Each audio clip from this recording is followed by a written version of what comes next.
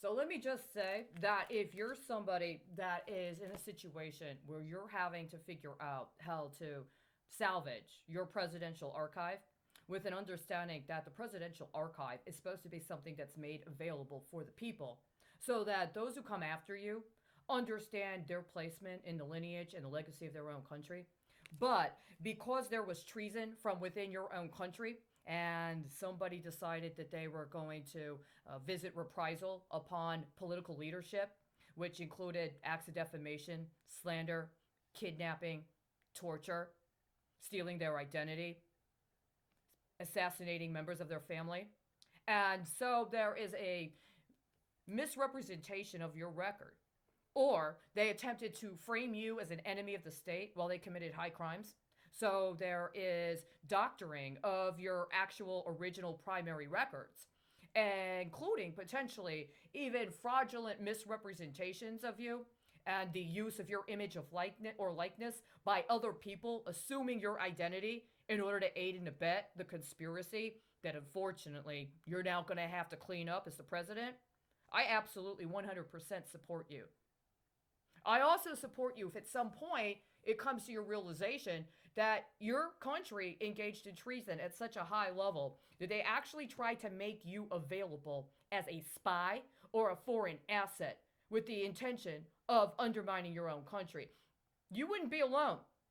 As a matter of fact, I'm pretty certain that what we're dealing with in the United States, for instance, is at least one, if not more than one, actual presidents that had that very thing happen to them. And they agreed to cooperate. They agreed to go along with a conspiracy where they were recruited to intentionally engage in acts of sabotage against their own country, hoping to be able to curry favor with and acquire leverage in relation to those that were committed to the destruction of that country. This is not unique. You may be somebody that this is likewise connected to. And in the course of being connected to that, you may find out that there are certain things that have happened that you are yourself going to have to address. And I'm going to give you an example. When the Soviet Union was decommissioned, one of the things that happened is that the individuals of the Soviet Union were given a coupon. This coupon was told to them could be redeemed as the former Soviet assets were going to be privatized. At a certain point, there was a deal that was made with a particular company that was a gas and oil company. And the nation said, Russia said, you could take that coupon that had been given to you and you could redeem it for a share in that company. That you would become a shareholder. Now, the understanding was that people were not very eager to be shareholders. Capitalism was not the kind of thing that was esteemed. And so offering somebody redemption of a coupon, especially, what do you just see, huh? You've just seen your entire country completely recompiled and reconfigured. At some point, somebody came in and probably tried to impose some sort of concept of a financial regime where things that previously belonged to you, as corrupt as they may have been, even as nasty as they may have been on some level, they belong to the people. Now all of a sudden it's just gone and you're supposed to pretend like you didn't remember something else used to be there. They give you a little piece of paper and tell you now you can redeem it for what? A stake in the country's gas and oil interest. One of many that are popping up. Construction of this concept of individuals, a kind of super uber class within your country that never existed before. A complete revisitation of narrativization of what's considered to pass as a concept of leadership without any actual historical context. And by the way, they took the historical record and they just eliminated it from your availability. You can't go get the books. You can't cross-reference the books. And if you try to, and they try to convince you, well, there's some sort of hustle here, you won the game. Keep quiet about it, and maybe at some point in time, you're going to get to replace that guy. Like this guy. I'm looking at him right here. You know, this guy's name has come up a lot. Right? This guy's name has come up a lot since the 2016 presidential election in the United States. But in 1998, something very different was going on. I didn't know about this before. Nobody told me. Nobody told me that when I was just starting my job as a newspaper editor, and this guy was dealing with what he had to deal with in that part of the world. Nobody told me that. Nobody told me around this time that there was a possibility that those former Soviet assets were then going to be put into the hands of the people of the former Soviet Union, at least in a particular manner of speaking, by having the option, if they wanted to become a shareholder in that actual national enterprise. Of course, nobody told them that they could expect decades worth of sanctions, of slander, of misrepresentation, of dispossession, of having to watch somebody else walk around in their life, talk about their leadership, talk about their production model, say things that don't make any linear sense, and just keep saying it to them over and over and over again until they finally agree, you know what? Fine.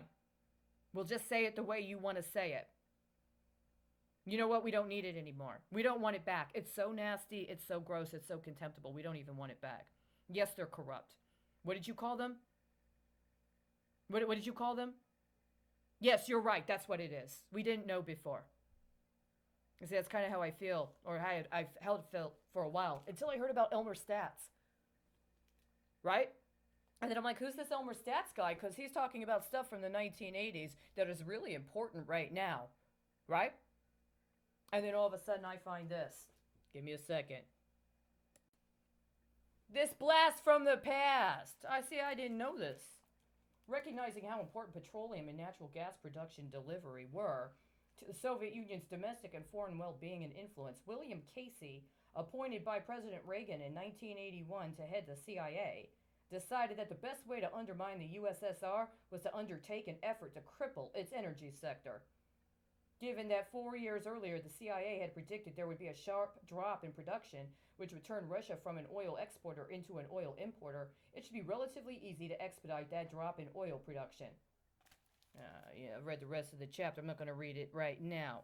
4 years earlier than that announcement was a process wherein the Department of Treasury, in conjunction with the Office of the Comptroller of Currency, was in the process in the United States going through a comprehensive audit of the railroad sector, connected to a form of accounting that was unique to the railroad sector and had been on the books and in use for over 100 years. It had a very profound impact on tax policy.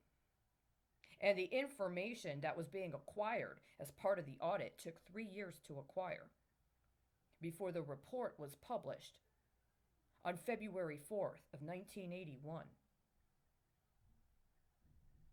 Now, I knew about this at certain times. As a matter of fact, if you look through my YouTube feeds, you'll see on December 4th of 2020, I made some acknowledgments of this. The problem is, on February 3rd of 2021, the Supreme Court of the United States released 3 cases, one of which had to do with an employee of the railroad sector addressing issues with disability insurance, right?